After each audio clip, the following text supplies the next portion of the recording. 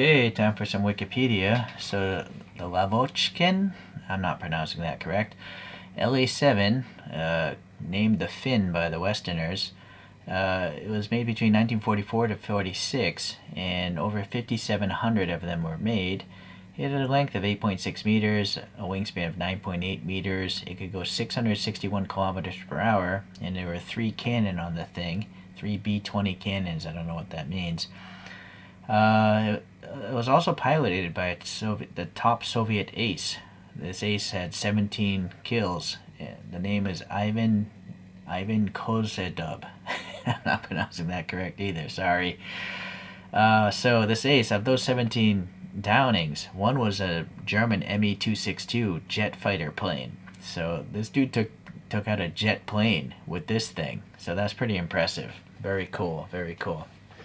Alright, so let's stop this thing and get into the packaging of this. Okay. Strong box, nice little illustration. Number 7 in the lineup. These two are, I hope I can find them someday. It comes with stickers or decals. I went with the decals. And it comes with 2 cockpit pieces. So one is a 3-dimensional one that you could actually paint individual dials. But I went with the decal because I'm a lazy person. These paint codes are for Tamiya, which is an alcohol, IPA based thing. So I use Vallejo myself.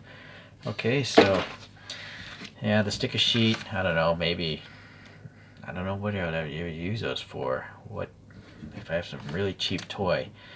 And I was too lazy to actually add the decals to the propeller ends. I guess later on maybe I'll just paint them, because decals are a pain.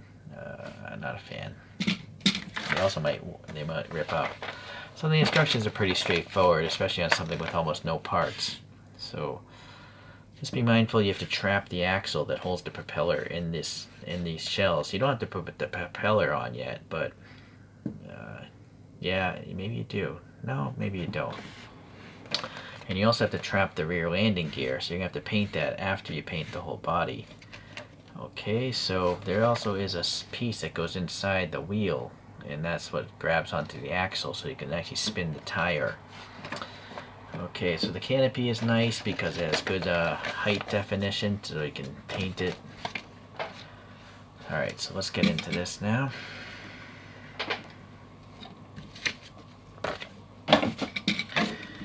Wingspan of this, if you're curious. I don't really care about the wingspan too much, but maybe you do.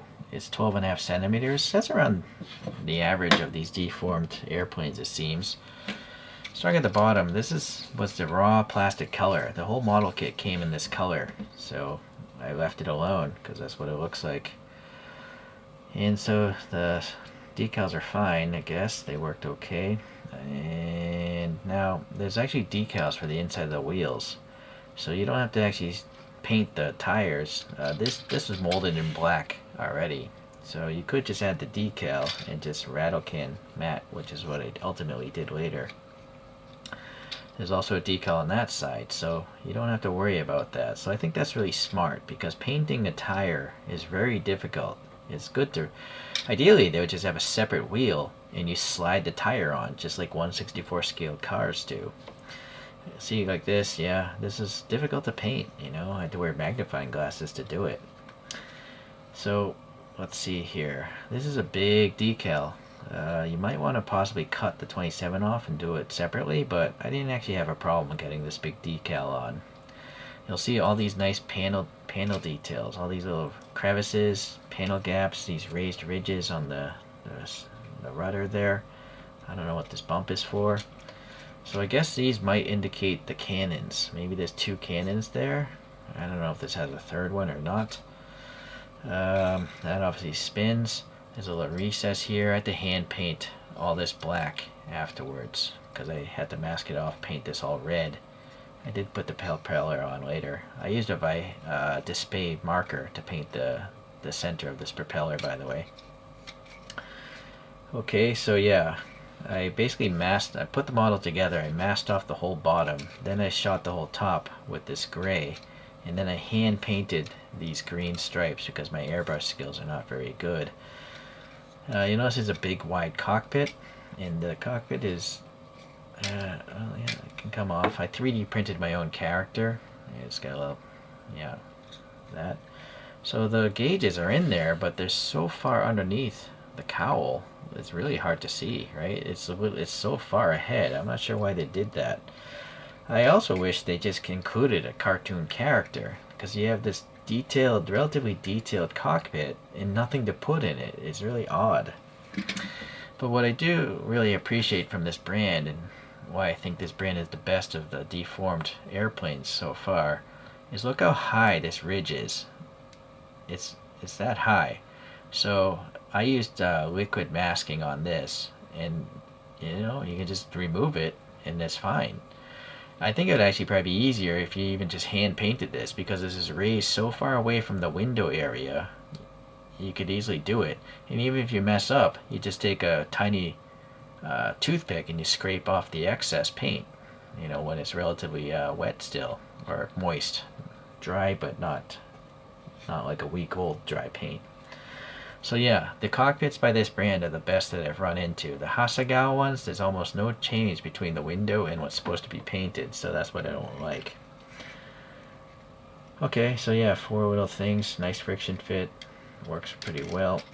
Alright, yeah, huge cockpit but no person to put into it, so that's a real shame. And if it matters to you, I don't know why. I don't think it's necessary to have that spinning, especially when the rear tire can't spin, so you can't really roll it anyways. Alright, compared to some other things here from the same brand, we have the Focke-Wulf FW190, so a similar wingspan.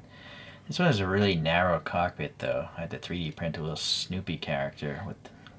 Anyways, so Hasegawa, this is their best casting, I think, the P-51 Mustang, because proportionally the wings are very small, even a bit smaller than what's going on here. So I prefer the shape of this, just all deformed, Okay, and then here's a model by Top Gun Chen of another Russian airplane, but I can't remember what it is. It's an Ilyushin, IL-15 or something like that. I don't want to put a sticker on it, but yeah, this is really cool. 2 characters you can put in there. They cost extra. The painting is extra, but you can buy a model kit off of this off of eBay. You can look up the review of that and find the link.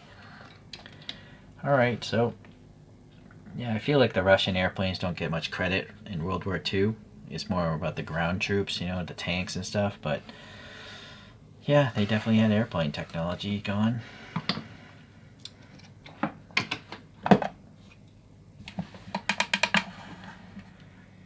Let's take a look at this thing flying now.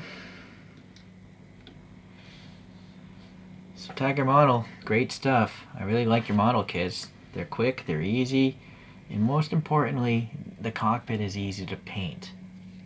Yeah, if you could only add a cartoon character, then these things would be pretty much perfect, because I think all the panel details are all there.